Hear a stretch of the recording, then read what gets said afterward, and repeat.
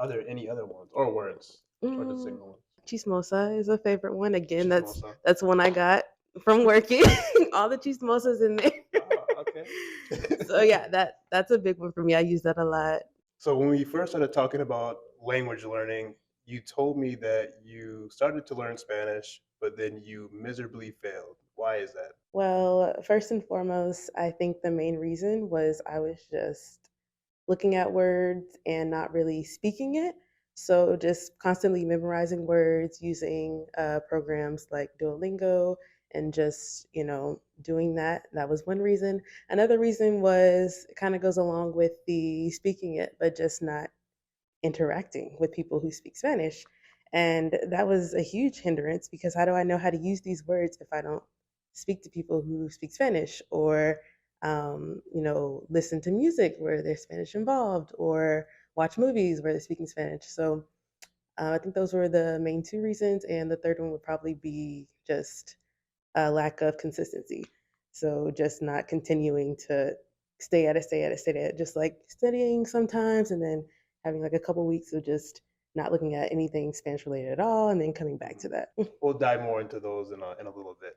So let's talk a little bit about just your background. Okay. What is your native language? My native language is English. Were there any other languages spoken in your household growing up? No, only English. Only English. Okay. Yes. So did you learn any languages in school at all?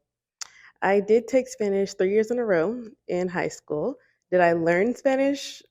Not as much as I probably should have, taking a whole Spanish class. But the school I went to, it was very, um, it wasn't a very scholastic school, I'll say. It was a very like, as long as you pass, you just get to move on. So for my Spanish classes, it just really felt like there was not any real learning going on. It was just, these are the words here. We learned a couple conjugations and that was pretty much it. And even in my third year Spanish class, like they wouldn't even require us to speak Spanish most of the time. No. And I know a lot of people, they'll tell me, like, oh, yeah, third year Spanish, like, is pretty much everything you say has to be in Spanish. Like, no, Yeah. it wasn't like that in my Spanish class at all. I even did a whole presentation in Spanish where I literally just memorized what I was going to say for each slide. So it really wasn't as engaging for me to like have learned anything in those classes. While you were having the or taking those classes, were you immersing yourself in the like Spanish culture at all? Definitely not. No. Not at all. Like that was just the class where I was like, oh, it'd be cool to learn Spanish. And then when I found out I wasn't really learning anything, I was just like, I'm just here, whatever. Okay. So after those Spanish classes, what started your journey learning Spanish on your own outside of classes? After that, it was several years later. After I graduated college, I started working at a WIC clinic, which WIC stands for Women, Infant, and Children's. So basically, it is a program that treats pregnant women and kids up to 5 years old and provides them with supplemental nutrition and education and things of that nature. So I started working there, and my primary customers were Hispanic, and most of them spoke Spanish. So I was literally the only one at the office that spoke English. Like everyone else, like their first language was Spanish. And so I already felt out of place being there because I was just like, wow, everybody speaks Spanish except me. So that's really where my language learning started, was just wanting to interact with my customers, wanting to interact with my coworkers because they all spoke Spanish. Okay, so a little bit out of necessity then. Yes. Okay. And in what state was this? This was in Texas. This is in Texas. Okay. In a very small town called Longview, Texas. Oh, Longview. Okay. Yes. So okay, so tell me a little bit more about how this journey progressed and like what did you start to do to be able to interact more with your coworkers and the clients as well. Okay, so first and foremost, Duolingo, that I got on the app and I started doing that every single day, got my streaks going. So, yeah, Duolingo was number one when I started. After that, I slowly started understanding my coworkers. And I feel like it was almost like a familiarity type of thing. Like I would always hear them say certain things, and after a while, like I would observe what happens when they said those things. So that's how I would understand how to like what it meant. So that was another thing, and I would tell them like, "Hey, just if you want something, tell me in Spanish, and we'll see where it goes from there. And a lot of times when they did, like, that was helpful for me in my learning, because now I know that means there's something to add to my dictionary. So Duolingo, getting my coworkers on board to help teach me, and I actually also started reading in Spanish as well. So I went to the library. I got like these very small like children's books in Spanish, and I would start reading those, translating those, and that's kind of how I started building my vocabulary in Spanish. And do you know which countries, which Spanish-speaking countries your coworkers are from? Yes, the majority were from Mexico. There was one Puerto Rican and one Peruvian. And did you speak Spanish with all of them? All of them except the Peruvian, because she was actually more comfortable speaking English, Oh, although okay. both her parents spoke Spanish, but she was actually more comfortable speaking English more than anything. So, which skill did you find the most difficult to improve? So, in between speaking, writing, reading, and listening. Um, it's almost probably a tie between speaking and listening. Maybe Okay. listening just a little bit more, because I feel like just my mode of learning, like, I'm not an auditory learner anyway. So my Okay. listening skills aren't already top tier. They're pretty down low. So anytime like someone speaks to me in Spanish, I usually have to tell them, like, repeat it, because I like it'll just fly over my brain completely. So yeah, I would probably say listening number one, and then speaking. And in the beginning, speaking was more of a confidence thing. And I feel like sometimes it still is a confidence thing depending on who I'm talking to. Yeah, speaking definitely a number two. I try as much as possible to speak and speak and speak, but sometimes like I just feel discouraged because a lot of people still can't understand me because of my accent. I don't have a very strong like Latino accent, so it it hinders me as well. So I would say those are the number two. So, during that time, were you also focusing on a specific, Spanish accent and dialect? I was not, but one of the things I finally did use was songs, because I actually did Okay.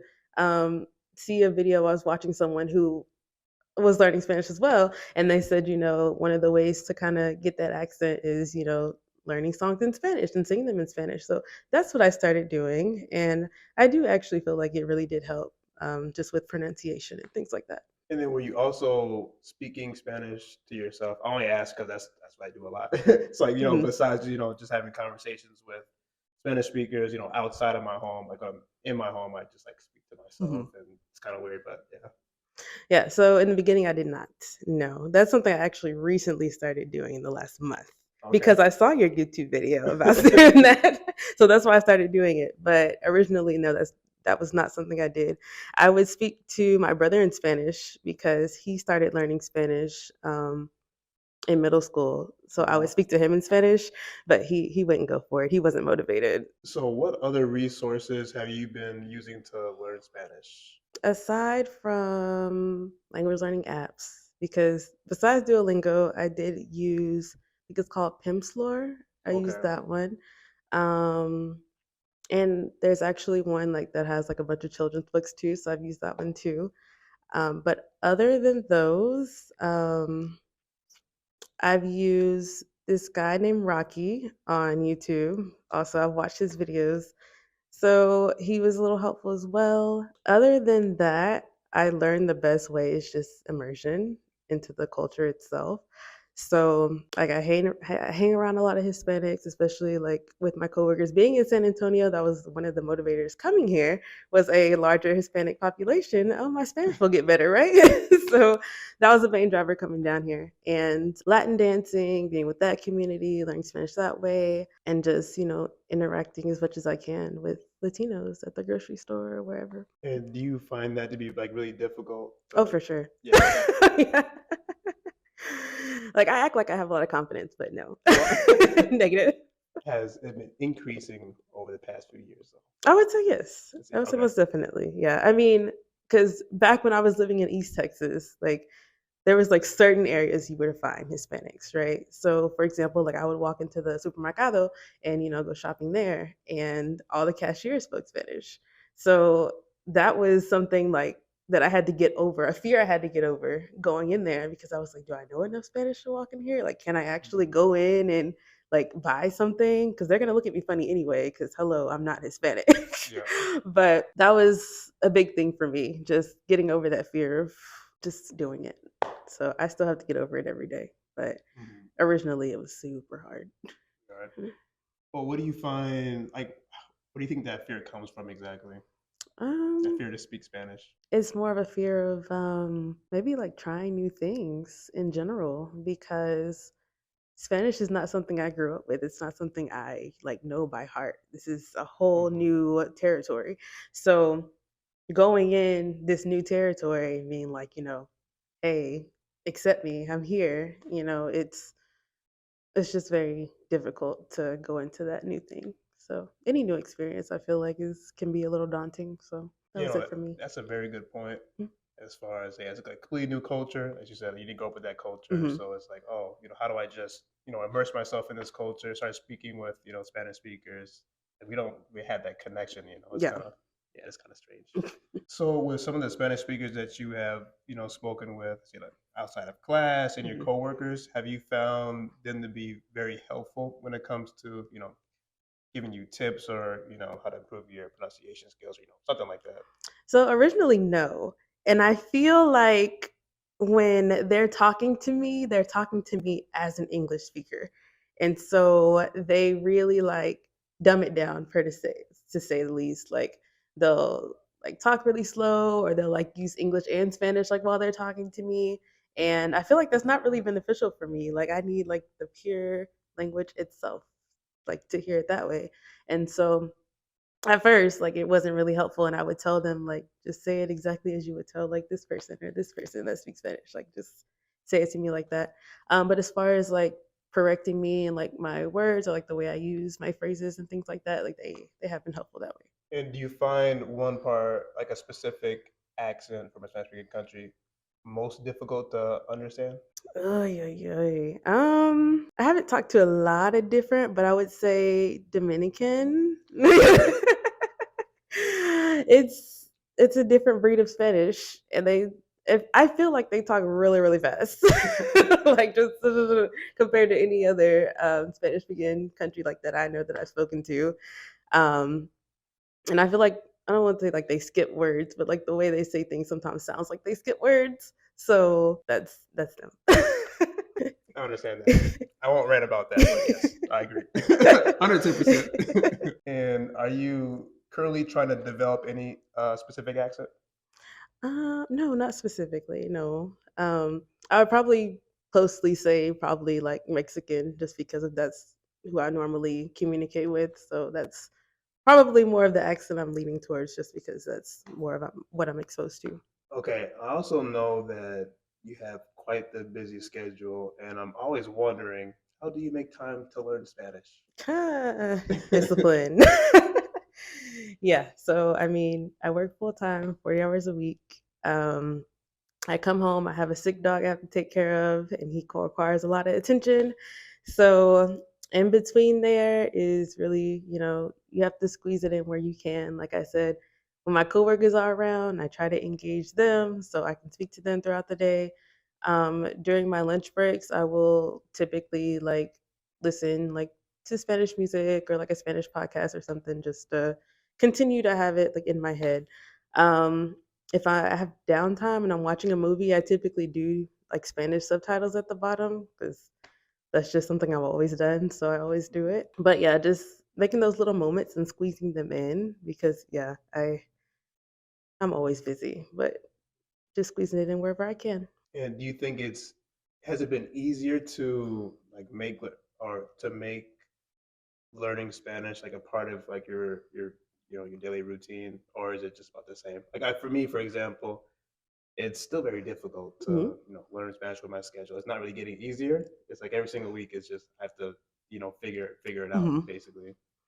Yeah, I think it is difficult for sure. Just to like, especially when you're trying to increase your vocabulary and learn new words, like that's where it becomes a challenge because you really Okay. have to kind of sit and be like, okay, this worked. But I think again, this is where like talking to other people really helps because they'll say something, a word I don't know, and they're like, it means this. And like, that's when I get out my little notebook and I'm like, let me scratch that down real quick so I can look at it later.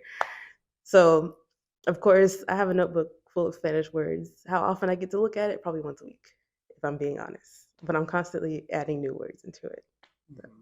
I'm really happy you said that because I've been finding that very challenging as well, trying to learn new vocabulary words. Mhm. I've actually been complaining about it a lot. Because there's a lot of words that I would like to learn. Like there's a lot of animal vocabulary. I don't Mhm. really know. I know like the basic farm animals. Other than that, I don't know that many. Mhm.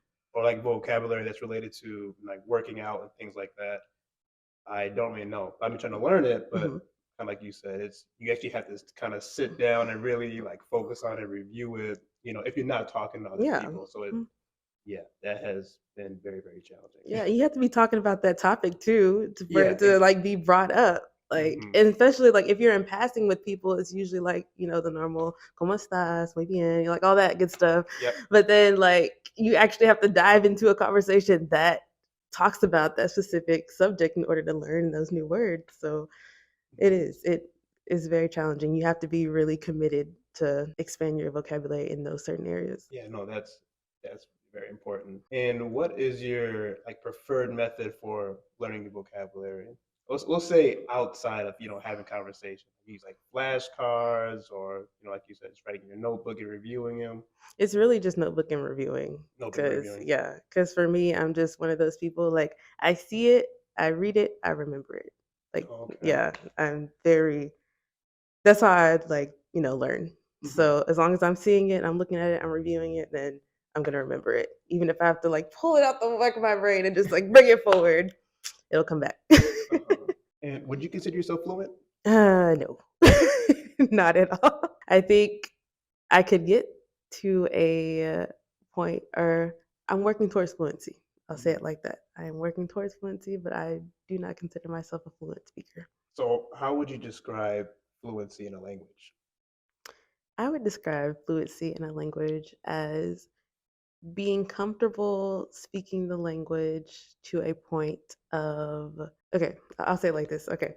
If I am stuck in the middle of nowhere, I don't know how I got there, I don't know what to do, being able to communicate with people to figure out where I am to get out of that situation, that's what I feel like I'm fluent if I can do that.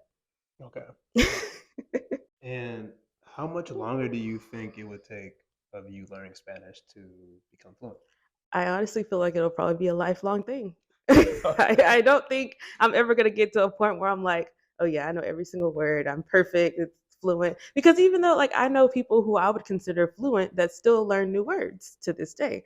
So I feel like even like in English, I learn new words, right? Yep. So at the end of the day, fluency isn't necessarily like, knowing all the words. I feel like it's learning enough of the language to be able to communicate with pretty much anyone. Is there a specific level that you would say that you are at in Spanish? I know, for example, there are many language learners that say I'm A1 or I think B2, C1, those kind of levels. Hmm. I don't know if you know about those at all, or I do not okay. know. So I know some people follow them, other people don't. Like for me, I don't. So Okay. okay. Because like typically, I think like proficiency, like beginner, intermediate, expert, fluent, like that's kind of Hmm. my scale, and it depends on the day. I feel like there are days when I'm like, oh yeah, I'm beginner, I have no idea like what's going on. But then there are days I'm intermediate, like, hey, actually, I'm flowing today. So maybe in between there, beginner, intermediate. Beginner, intermediate. Okay. I definitely feel the same way. I feel like my level fluctuates every single Oh day. yeah. It's really weird. I don't know why I feel like that sometimes. Even Hmm. though I know like my level hasn't changed, like I Hmm. still know the same amount of vocabulary, but like some days it just feels like I don't really know that much, or I'm not speaking as well today for, whatever Yeah, reason. understandable. Yeah, I have those days where I'm just like, or like, because I know you said, you talk to yourself a lot. Like, I'm an in my head type of person. Hmm. So I might be like saying things in Spanish in my head, and I'm like, dang, I'm really speaking. And then, like, the next day, I might be like, yeah, I don't know anything today. So, yeah, it definitely, that fluctuation. And for days like those, how do you stay motivated to, learn Spanish? Right? If you feel not like if you don't feel like your language skills are really high one day, like maybe you feel kind of down, like oh I'm not doing that well today. How do Mhm. you stay motivated and like push past those days? Well, I don't force myself into it. I don't push it. I mean, if I'm having a day where I'm like, if I look at a Spanish word, I might scream. Like, I just don't. I wait till the next day. I'll feel better the next day. I can start over and get back on it. But I mean, a lot of times for me, like, if I'm not feeling it that day and like making myself like learn something or do something I don't want to do, it Hmm. typically turns into like a hindrance for me. Like I don't want to do it anymore. Like I'll just quit all the way. Yeah. So for me, giving me that grace to say, all right, today may not be a good language learning day, and that's okay. We'll start over tomorrow, or maybe doing something that's not as stressful. Like I said, sometimes I'll watch movies and I'll just have like the Spanish subtitles just down there. Like if that's what I can do, that's what I can do. It's bare minimum, but at least I got like a little bit of Spanish in there. And do you study Spanish every single day? Um, Not to put you on the spot again, but define study. I wouldn't say I study it every single day. No, probably like every okay, other day, every other day. if that. How would you learn Spanish over again if you could start from scratch? What would you do differently? First of all, I might be more attentive in my Spanish classes in high school, first and foremost.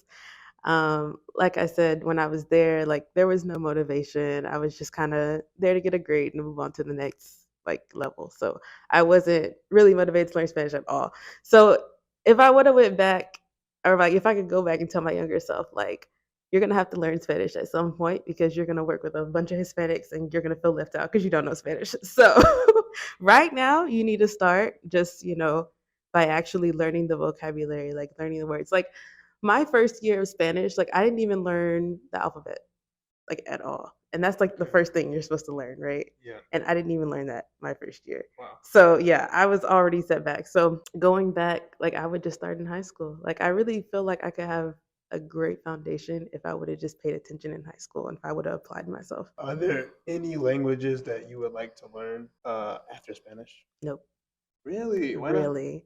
I just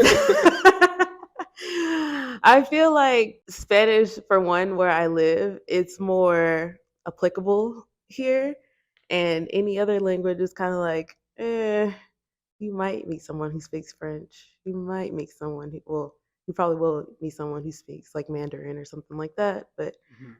for me Spanish is it's a more needed language here in South Texas than like any other language aside from English. So that's my priority. And if I change my mind one day, I change my mind one day. But for right now, I'll just stick with learning Spanish. Okay, let's say that you did live in another location where there were more, French speakers or German speakers, etc. Mhm. What language then would you want to learn? See, I actually would be interested in Mandarin probably. Mandarin's always been an interesting language, especially like the way like they write things, like it's all symbols and stuff. So yeah, I would actually say Mandarin if yeah. Since now you have a few years of learning Spanish under your belt now, what tips would you give a new Spanish learner? Immerse yourself. Definitely immerse yourself in the culture and the language, and all things music, food, just everything. Because I feel like that's number one. Because when you start actually going in and like speaking to like people who speak Spanish, then you want to know what they're talking about. If they tell you, of course, everybody knows the quesadilla is, but Yeah. if they tell you eating a quesadilla, like you want to know what that is. You don't want to be like, what? So definitely number one is just start embracing yourself in the culture. Ahora yo quiero cambiar de inglés al español, si quieres. I probably Oh. butchered that though, Oh no, you probably didn't. I just like I said, my listening skills are trash. but. We could try. Okay. That's one thing I wanted to ask you as well. We can maybe start with that first. Mm. So, what are some of your favorite words and phrases in Spanish? Que puntadas. That's my favorite. I don't even know what that means. So a lot of people don't. So I don't want to say it's like a made up thing per se, but when I was working at WIC with my coworkers, they had a saying that was que puntadas, and loosely translated, it's basically like, oh, what an idea, but like sarcastically. So, for example, try to see. Okay, let's say I was getting ready to go to the pool, and I said, I wonder what I should wear. And let's say you said, oh, you should wear a swimsuit. Que puntadas. Like, it's just obvious, like one of those things. So that's my favorite phrase. I use it a lot, actually. Okay, I like that. But yeah, that's my favorite phrase. That's not an official phrase, but it's my favorite phrase. Wow, that's good to know. I'm gonna start using that one Yes. as well. Are there any other ones or words? Or the single ones? Chismosa is a favorite one. Again, Chismosa. that's one I got from working. All the chismosas in there. Okay. So yeah, that's a big one for me. I use that a lot. So that one. Ok, quizás platicamos sobre, no sé, como cosas básicas, como, ¿qué te gusta hacer de pasatiempos? Me gusta bailar y um, leer y mm, u- jugar. No, no, no, no. Jugando el perito. Qué chévere, qué chévere. ¿Y qué géneros de libros te gustan leer? Leo, ¿cómo se dice? Like self-help Ok. libros. Y mystery. ¿Cómo se dice mystery en español? Libros de misterio. De verdad se me olvidó. Oh, yeah. No estoy seguro.